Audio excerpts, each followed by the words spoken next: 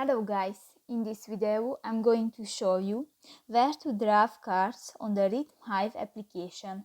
But first of all, I just want to mention, please don't forget to subscribe to our channel, because at 100,000 subscribers we are going to show you our YouTube revenue statistics and growth strategy, how to make money online. So let's jump into it. First of all, open the application on your device. Tap to the card draft option next to the My Profile button at the bottom of the screen.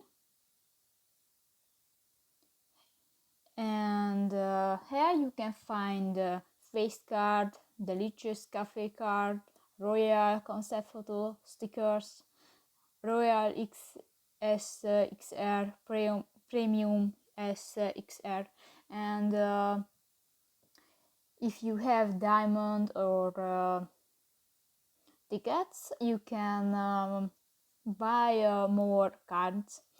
So that's pretty much it for this video, guys. See you in the next one. Bye bye.